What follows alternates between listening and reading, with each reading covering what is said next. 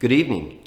I'm Neil Wayner, and it's my pleasure to welcome you to Youth Hope, A Walk in Their Shoes.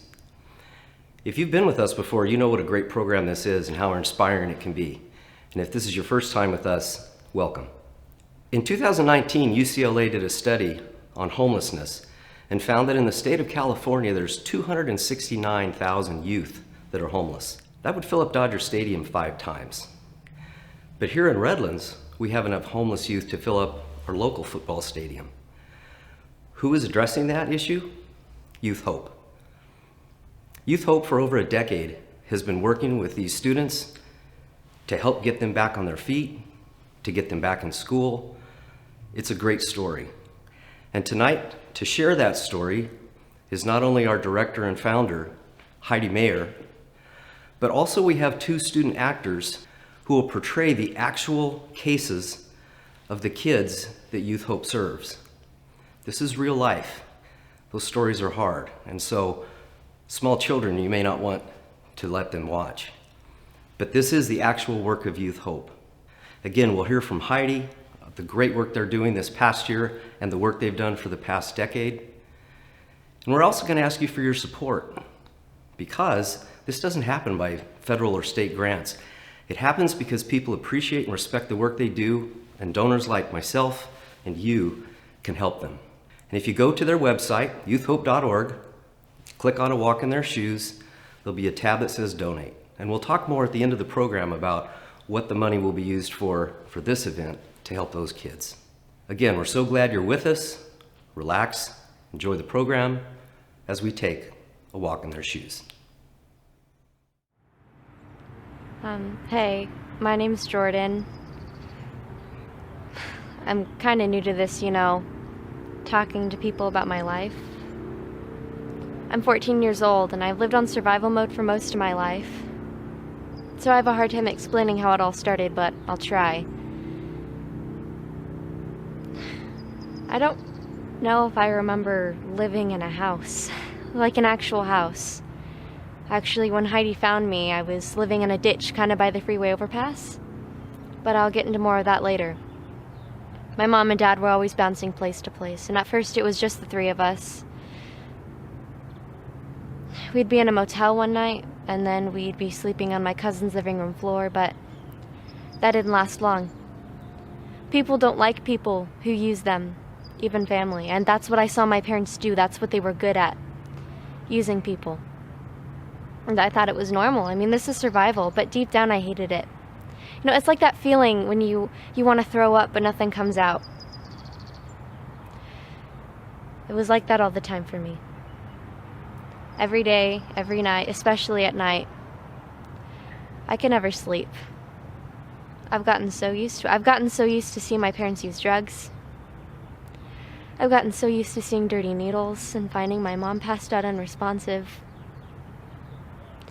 I've gotten so used to not seeing my dad for days.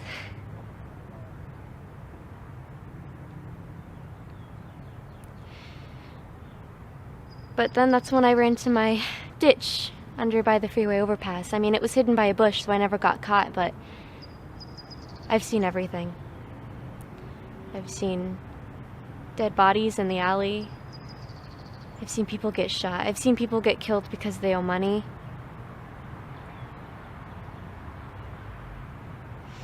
I've seen my parents get so high they don't know my name. My own parents not recognizing me makes me feel worthless. Yeah, and you know how I said that they use people, even family? They've used me, their own daughter.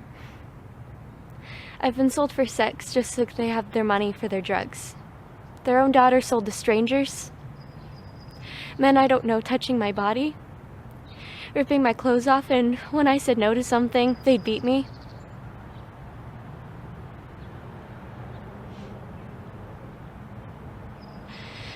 I've gotten so used to it, I've sold myself just to have enough money to eat. I take that money, go buy food from the gas station, and sit in my ditch by the freeway overpass. It was my safe place, but I could never sleep in my safe place. I was too terrified to close my eyes. I drank Monsters so I didn't have to, because every time I did, I'd see the dead bodies. I'd see the men I don't know ripping my clothes off, touching my body. Some of them beat me, they haunt my dreams, and then finally I couldn't take it anymore. It all changed when I went to the park. I was sitting on a bench under a tree, and that's when I decided I had enough. I'm exhausted. My eyes are bloodshot, not from drugs, but from not sleeping and crying. I'm so dirty. I haven't showered in months, maybe longer. I felt like a zombie walking to the car. This mom and daughter, they were walking from the park to their car, just talking. They must have thought I was crazy, but I was so desperate. I told them I needed off the streets and that I couldn't do it another night. But I was surprised when the mother actually cared. I had never had an adult care for me before. She told me to sit on the curb and that she'd make a call. And that's when Heidi showed up. I didn't want to talk to her. I mean, I kept my hood and my mask on. And although I wanted help, I also wanted to hide. I mean, I'm so used to hiding. But she sat with me. She asked me about my dreams. She asked me how she could help me, but it was a tough question to answer. I mean, what dreams? I'm just trying to survive. But then I told her I like shooting hoops at the half courts at one of the nearby schools, and that I wait to see if anyone's left a ball. And when I find one, I spend hours playing. I imagine glossy wood floors and shoes that squeak when I play. I imagine making a winning buzzer shot. Then this lady, she told me that when I make it to the WNBA, to save her a ticket. And do you actually think I can do that? We talked for what felt like a while, and she just sat and listened. But then she asked if I was ready to go, and I hesitated. Although I wanted off the streets, I was terrified. I never trusted anyone in my life before, but I said yes. And now I'm safe. I have a bed. I can eat food whenever I want, and I'm in school actually learning. There's a basketball court right down the street from where I live. The ditch was my safe place, but isn't anymore. My past doesn't haunt my dreams like it does anymore. I mean, I can actually sleep and close my eyes. I hadn't slept through the night in years. I actually have a chance to make my dreams come true. A chance to be me.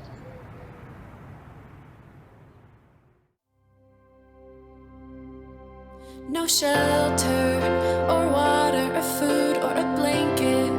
No pillows or clothes or my parents. Okay, they're there, but they're not really there. And they tell me you're young, 16, just a baby. What a way to insult my story. Yeah, I've lived more than that in this life.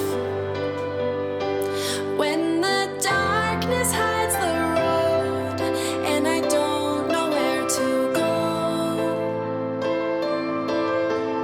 when the light will shine so I can see, it's love that guides me home, and I'll follow where it goes, into a place where we can be, and that's where I find hope, hope, hope. That's where I find hope, hope,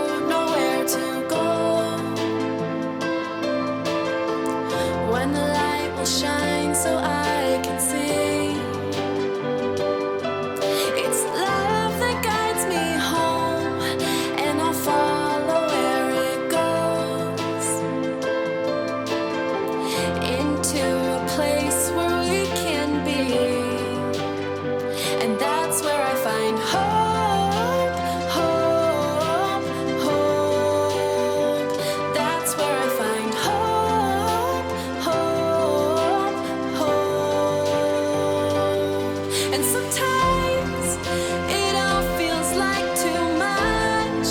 Will I ever be enough for someone to care? Then I walk through the doors of this place, and I feel safe. Oh, I feel safe. That's where I find hope, hope, hope. In the light of youth, hope, hope, hope. When the darkness hides the road and I don't know where to go, one light will shine so I can see. It's love that guides me home, and I'll follow where it goes, into the place where we can be. And that's where I find hope, hope, hope. That's where I find hope, hope, hope. That's where I find hope. In the light of youth, hope.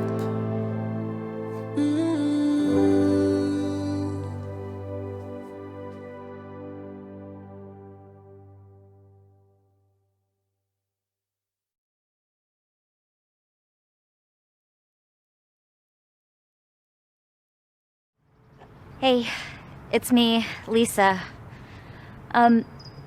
Before I start, I think it's interesting how people are so quick to judge and slow to listen. All of us form our truths about people by looking and judging them. But what if that person is wearing a mask? And what if that mask is the only thing that protects them from the pain and the troubles that they're facing? I am so tired of wearing my mask. But it's the only thing that protects me and gives me freedom. It's the only thing that protects this fake identity that I so wish not to be fake. But maybe if I take it off for a few moments, you'll see. You'll understand. You see, people think they know what it's like to have no freedom, but they don't. They really don't. Having no freedom is when there's literally no escape. And that's me right now. I can't even believe I got out. I can't believe I'm talking to you, even if it's just for right now. You see, my mom and stepdad, they keep me locked in the house. And that's not it. I have no phone, no TV, no computer.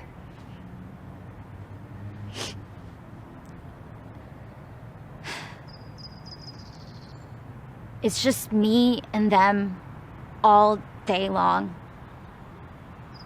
And I hurt so badly inside and out.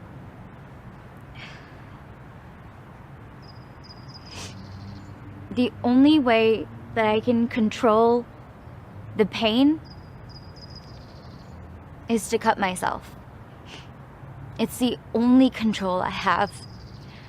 I need to see the blood to know that that pain is there, that it's real.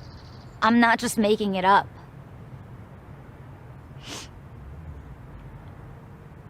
I don't know, you might think I'm crazy or something. I don't know. I'm not trying to kill myself. I need some control and freedom. Anyways, I might be couch surfing for a while or sleeping outside, but it's better than being a prisoner. I'll catch you later. I knew they'd find me again. My mom and her boyfriend, they drove out in the streets, found me, and took me back home. you can imagine what kind of family reunion that was. Anyways, so I spoke with my mom about why I ran away and about freedom, and surprisingly, things went kind of well. I was able to go on Instagram again.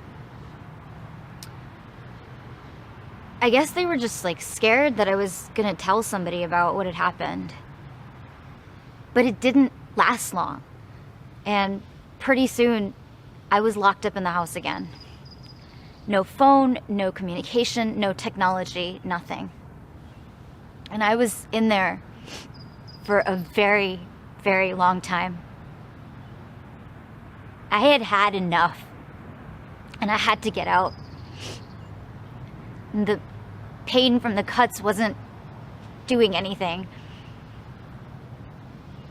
So one day I saw my mom and her boyfriend sitting for dinner, and there was this knife on the counter. And I stared at it for a long time, and then I picked it up and I pointed it right here. I wasn't trying to kill myself. I had to get out. So I pointed it right here and I screamed that I was gonna kill myself if they didn't let me out. And it kind of worked. They took me to the behavioral medical center, and that's where I finally got to tell the truth. The truth about him. My mom's boyfriend, my stepdad, my dad, whatever he is to me. The truth is that things changed when my stepdad came into our lives. I was 10 at the time, and he said that he loved me so much every day. And I loved him too. I looked up to him. And when I turned 11, he started teaching me about love.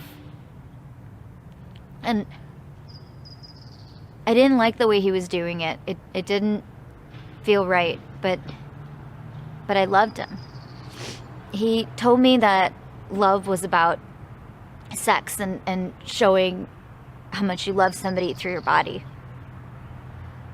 And I knew it was wrong. I knew it was between a married couple, a man and a wife.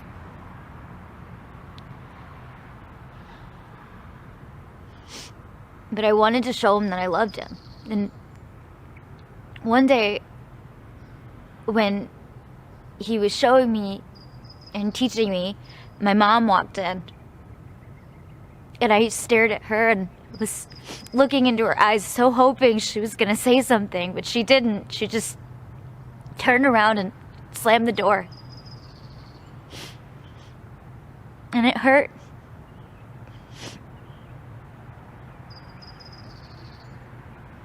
And that's why I thought it couldn't be wrong, because she didn't say anything. But it didn't feel right.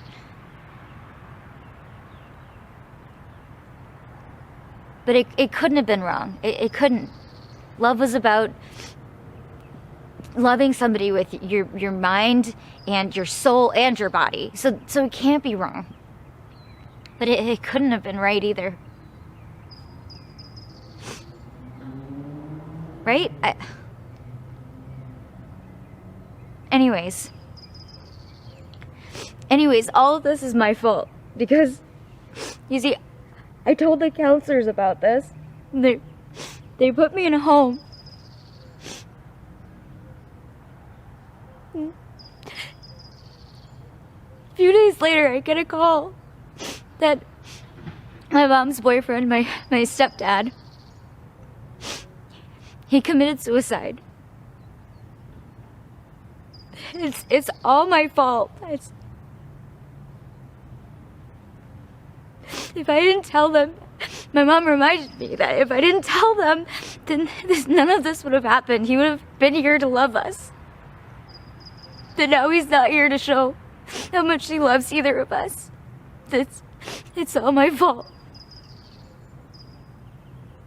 And I still love him, and I miss him so much. I really do.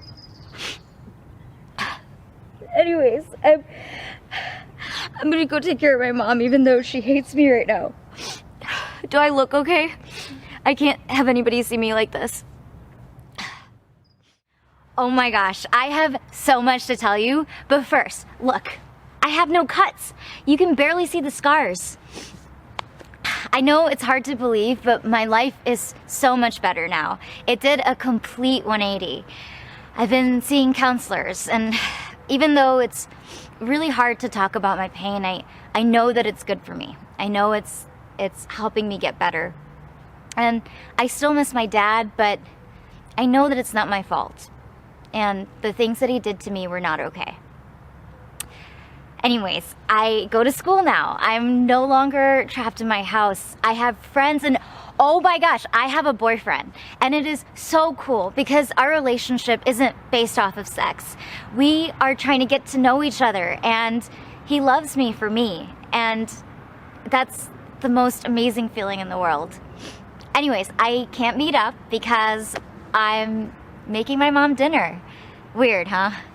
But she's doing better now too. Life is good now. I am free to make my own decisions, my own choices.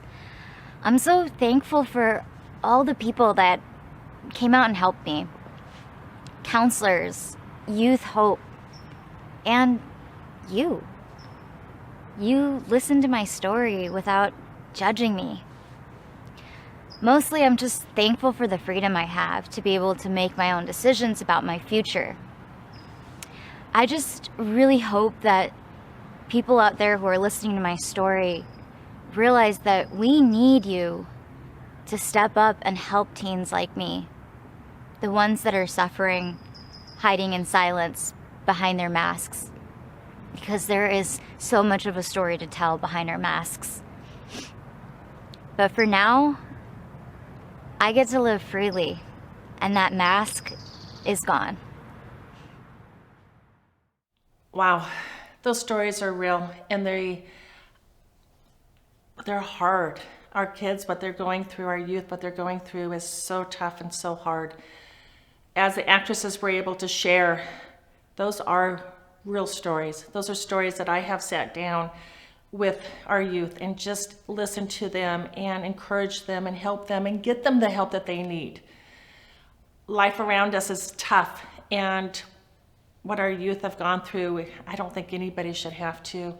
But I guess what I love working with our youth is they have so much life in them, and they want to succeed and they want to do great things. Such as the young lady that wants to play basketball. As I was talking to her, it's like, not you, Heidi.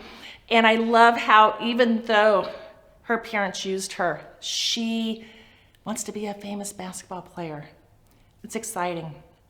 UCLA conducted a survey, which you heard at the beginning, 269,000 kids are on the streets.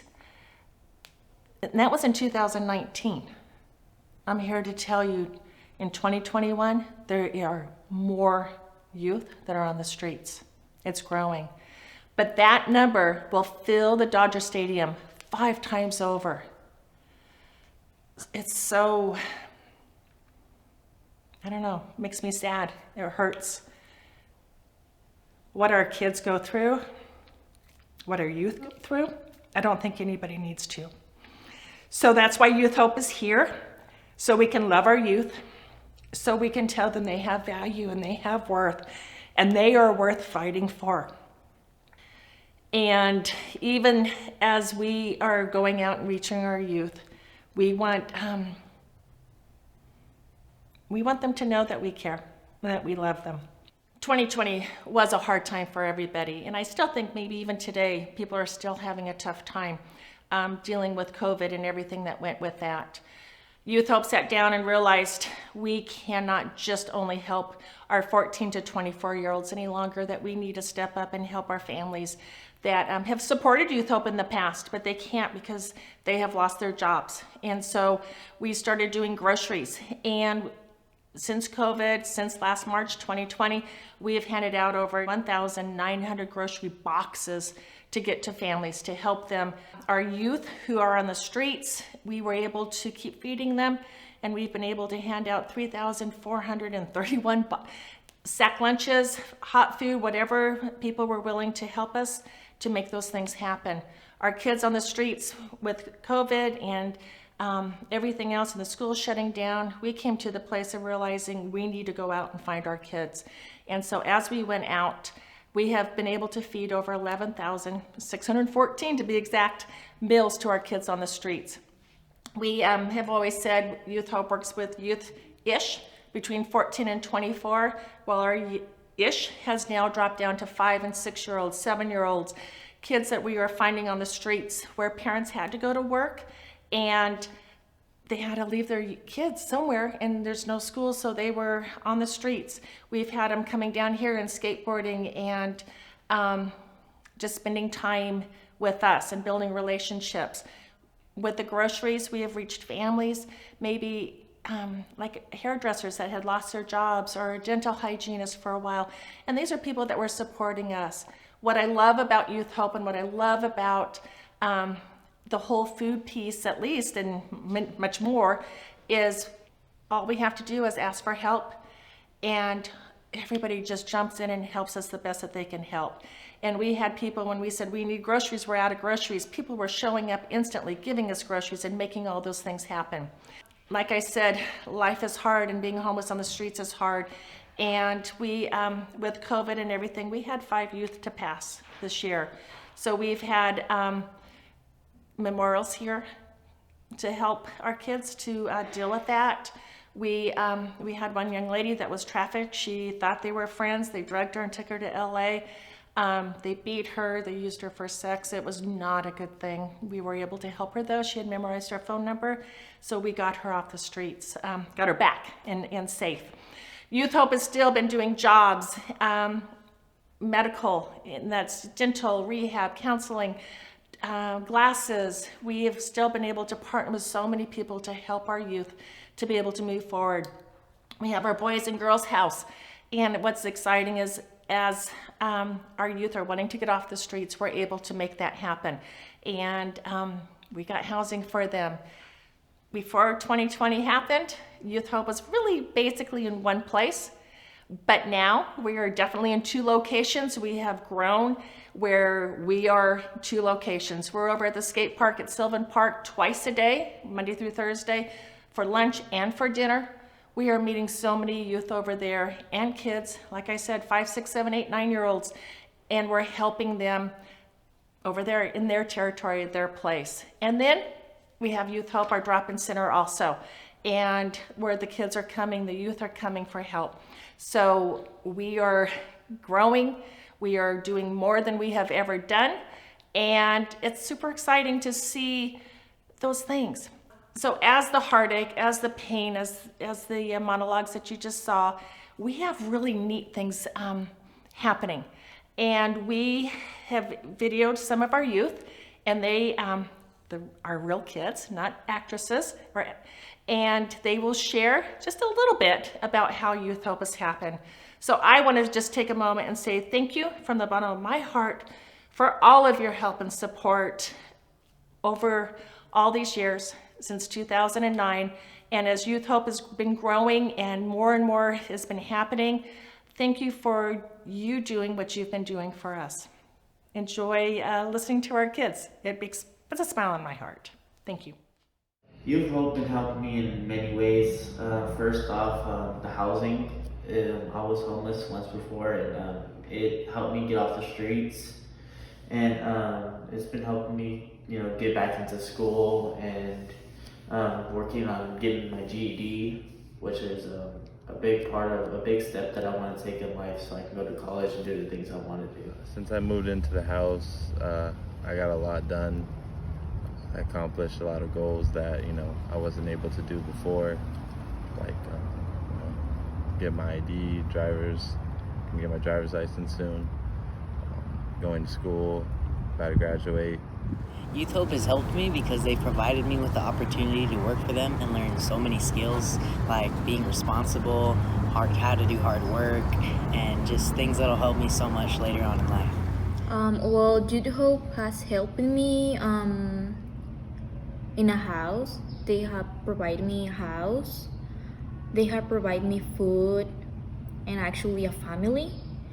YouthHope has helped by getting me school supplies, and I am 13. YouthHope has been one of the best things I have ever had. I'm getting groceries right now because my fridge broke, but other than that, I've been financially stable. I have my own house. I've been off the streets for 4 years, all because of Heidi. None of that would have been done if it wasn't for my chance here at YouthHope. She gave me another chance. She got me glasses. She got me dental work. I almost, my face hurt for 6 months because I didn't ask her because I'm stupid. She got me into school. I graduated 2 years earlier than I would have if I would have gone to school on regular terms because I was held back. I work at Target. My girlfriend works at Starbucks. We actually have our own apartment. It's just me and her. There's no more worry about anything because of YouthHope. You're here every day and giving us food and water. And water. Ice cold water. Most of the time. Sometimes it's not ice cold, but it's okay. It's okay. That's all right. It's okay though, because either way we appreciate it. You guys have brought us shoes when kids at the skate park have holes in their shoes. You bring food for us when we're skating, so we get free food, free water. Y'all are there for us when we kind of talk to you and stuff like that. And y'all give out free shoes, yeah. You guys are just great. And you guys have a good house where you could go to, just chill there, play some basketball, work out, or skate. If you don't have stuff to do, you just go there and chill. Ever since I left YouthHope, I have been employed at the Redlands Police Department as a community outreach coordinator. I'm pretty much the homeless liaison between homeless people and Redlands Police Department. And I also work at Home Depot part-time, and I'm still a part of YouthHope. I'm in the house, and I work as an RA in the house, make sure all the boys are in line, make sure they're going to school, getting their work done, doing whatever they need to do. So, did you happen to be asked to be on the board? Oh yes. I am also on the YouthHope board as well. So, Noah's just moving forward and growing and doing amazing things, and I think it's really cool how you started working here helping our homeless youth, and now you're out in the community doing that. So look at you take care of our community. So it's really neat to know that one of our kids is out taking care of our community and keeping us safe and helping people that are hurting out there too. So good job. Thank you. Good evening. What'd you think? It's inspiring, isn't it?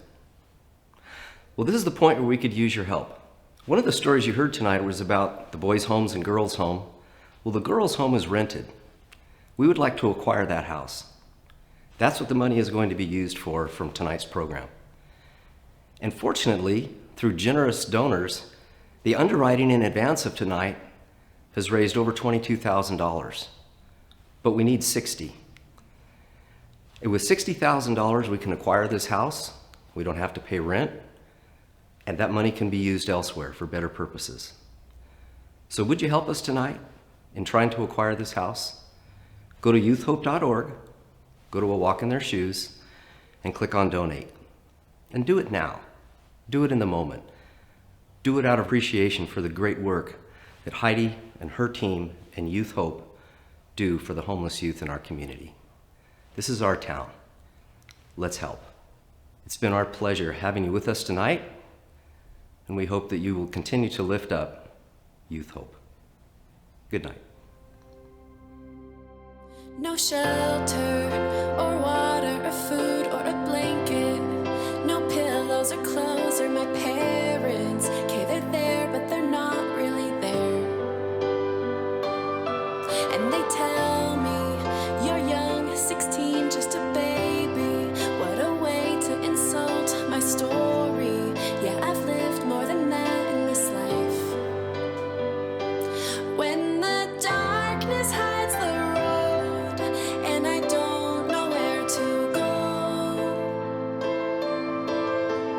when the light will shine so I can see, it's love that guides me